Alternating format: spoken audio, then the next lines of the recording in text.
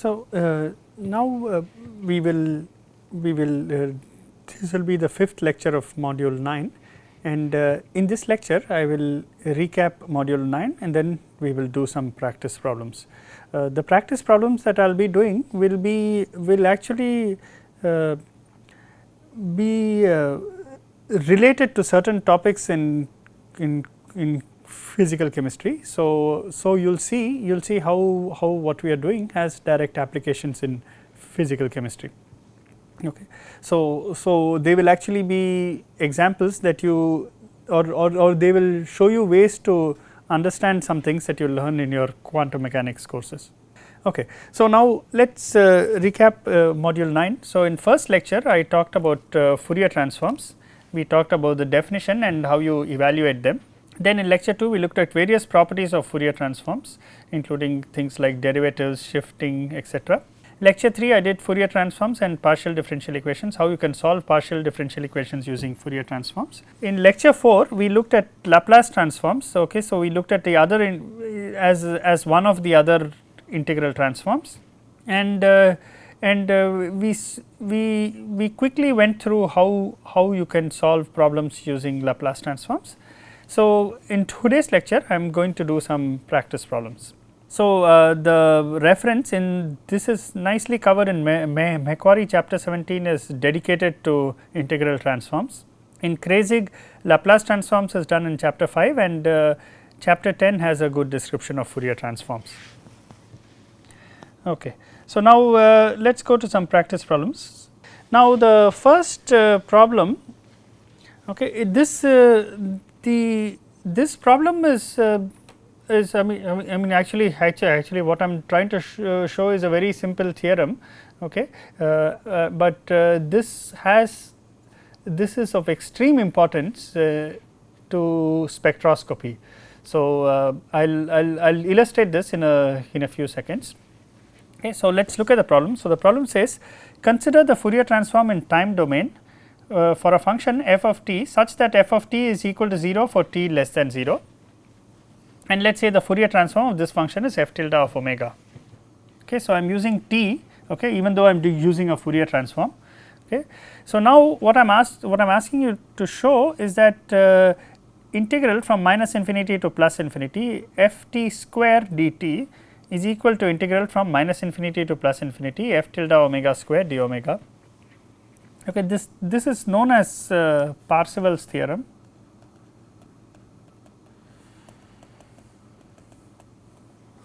Okay, so let's prove this. Now I'm allowing f of t to be complex. Okay, I'm allowing f of t to be complex. Therefore, I have written an absolute modulus square. Okay, now if you do this integral, what you will get is integral minus infinity to plus infinity, and because I said this f of t equal to 0 for t less than 0, that is just to because we want a time domain function, a function of time, but it is not defined for negative time. So, we just arbitrarily choose it to be 0, so that the Fourier transform is defined. Okay. So, I can write this as f star f dt, okay, and on the right hand side I will get okay. So, this is the left hand side, and this is equal to integral minus infinity to plus infinity. Now if I write the complex, so what I am going to write, I am going to write f as integral minus infinity to plus infinity.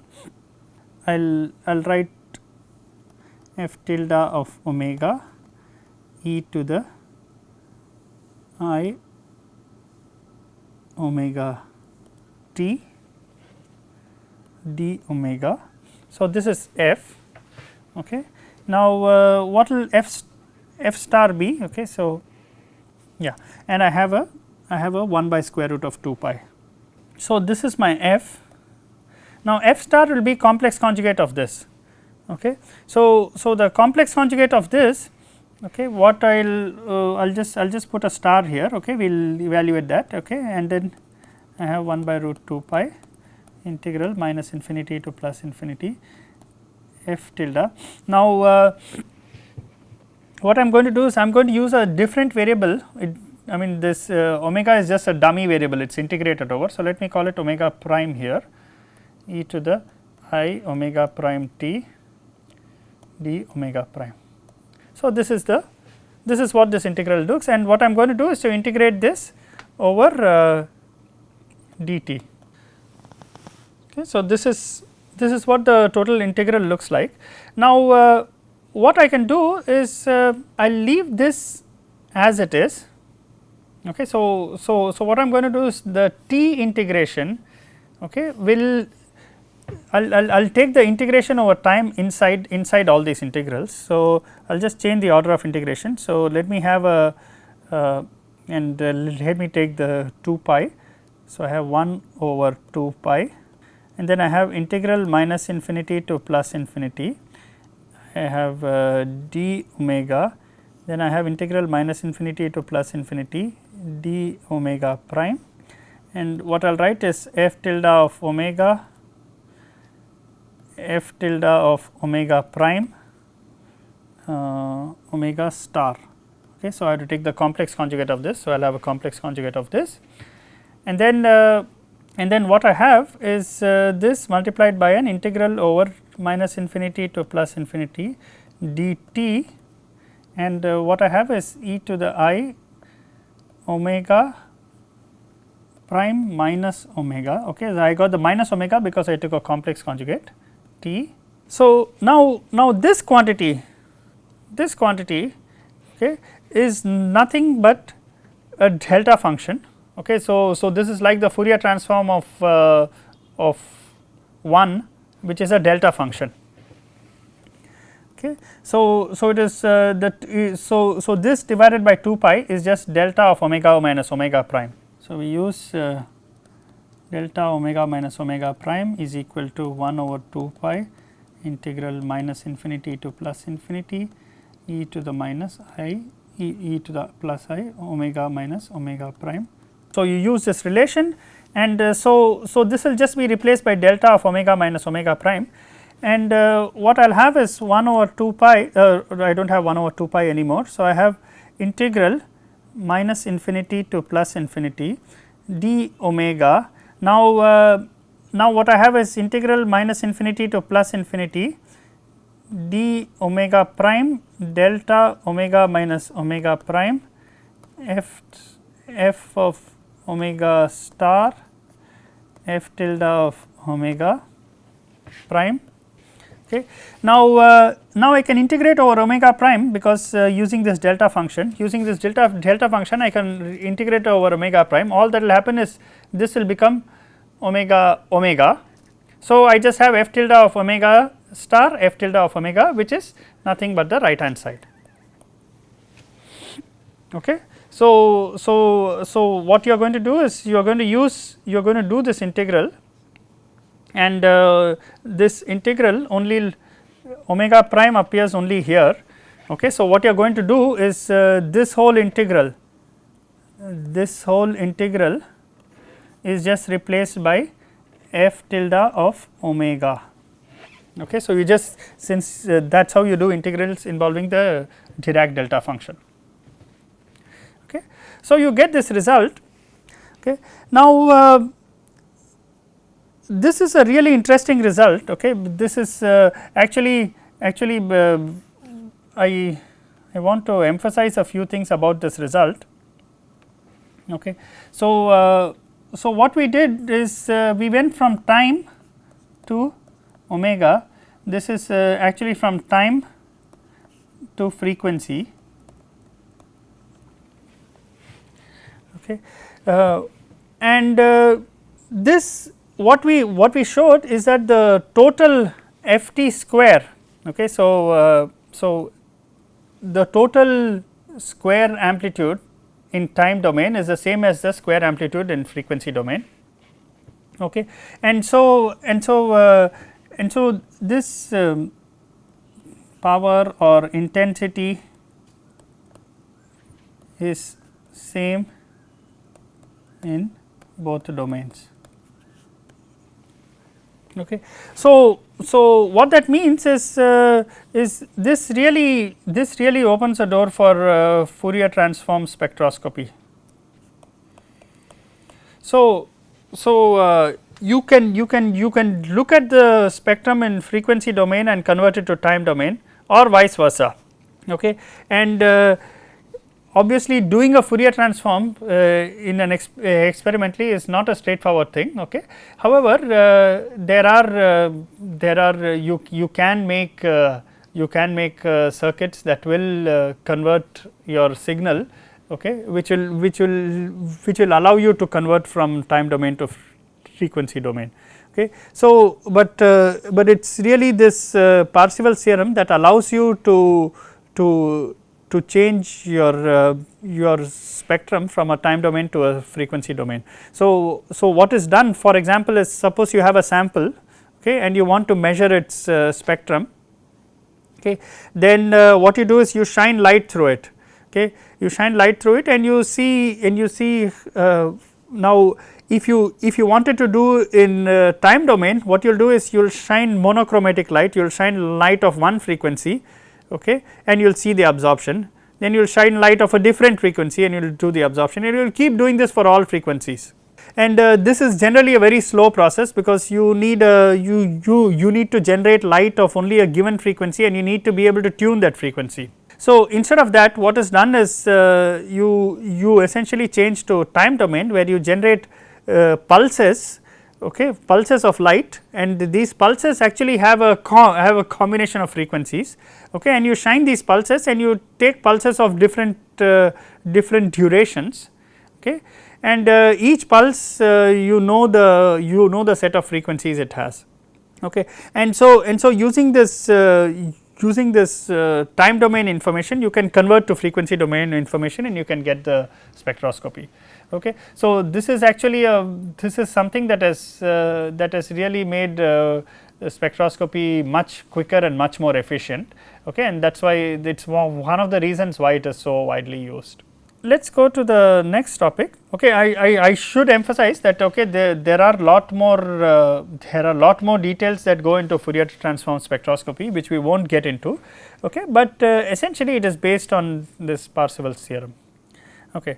Now the next problem has to do with position and momentum space representation and continuous basis in quantum mechanics. So in position representation, we write the wave function as a function of position psi of x. In momentum representation, you write the wave function as a function of momentum. In this problem, what you do is to calculate eigenfunctions of psi p of x such that minus I h cross d by dx of psi p of x equal to p times psi p of x. Okay, so what I am asking to do is to calculate the eigenfunctions of the momentum operator in one dimension.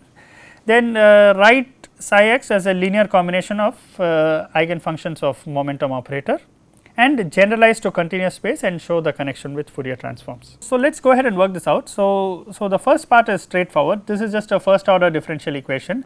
Okay, the solution.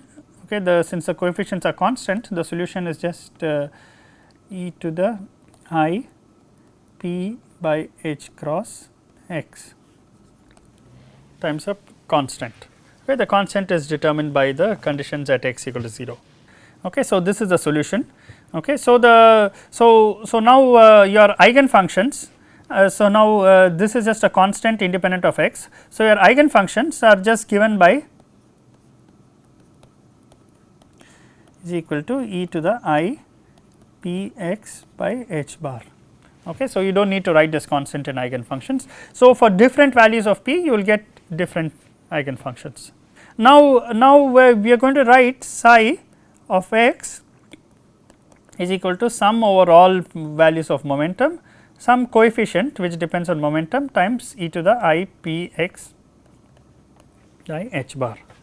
Okay, at this point p has no restriction, so it looks like a sum. Okay, now suppose we generalize to continuous p. Okay, then I can write psi of x. Okay, so if p was a continuous variable, so you did not have discrete p's to sum over. okay, then I will replace this sum by an integral, okay, and what I will call Cp as psi tilde or psi of p e to the I p x divided by h bar dp. If I just I have this h bar, so if I just want to absorb this h bar, okay, then I can write this as integral psi k e to the I k x dk, where k is equal to p by h bar, or p is h bar k. Okay. So, this is how you write in terms of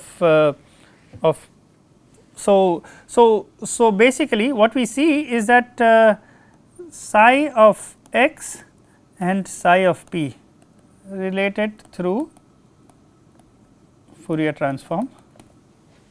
Okay. So, this is nothing but a Fourier transform. Okay. I just I mean whether I say p or k, okay, I am going to use them interchangeably. Okay.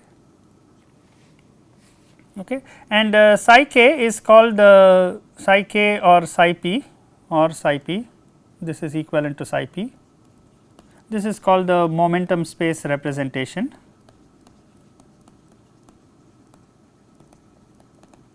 And you can write psi p, okay, I am not bothering with the constants. Okay. So, that is I can write it as integral psi of x e to the minus I k x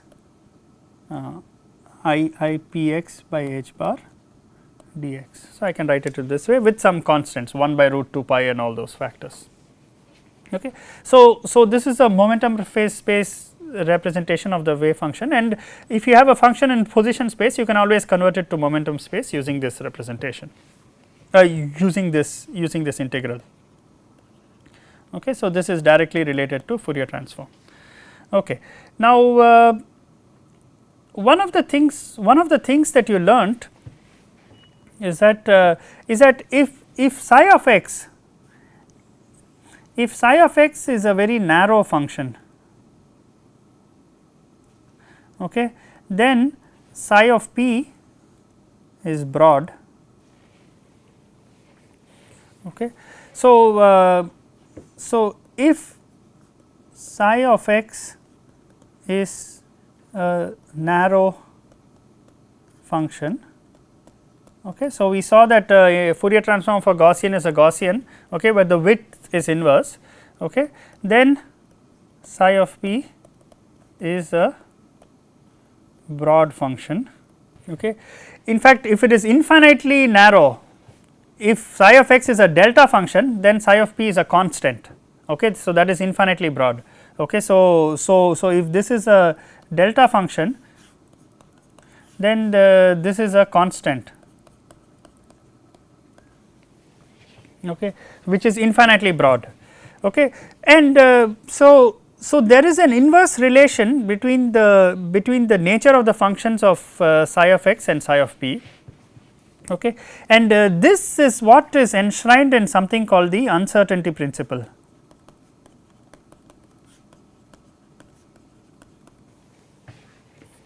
Okay. So, the uncertainty principle basically says that if you have a very sharply peaked function, that means you can exactly identify the location of the particle, the position of the particle. Okay. So, this case you have psi p of p, psi x of x. Okay. But if you can locate the particle very precisely in position, then it is very spread out in momentum. So, you cannot locate its momentum very precisely. So, the uncertainty principle of quantum mechanics is actually a direct consequence of the Fourier transforms. Okay. It is a direct consequence of the fact that the position representation and momentum representation are related through a Fourier transform. Okay. And in fact this uncertainty principle, okay, also so you have x and p, okay, position and momentum. You can also have time and its Fourier transform variable frequency. So, you can also have a time and frequency uncertainty principle in quantum mechanics, and that is something that you use in spectroscopy. So, again Fourier transforms is a very useful way to look at some of these principles.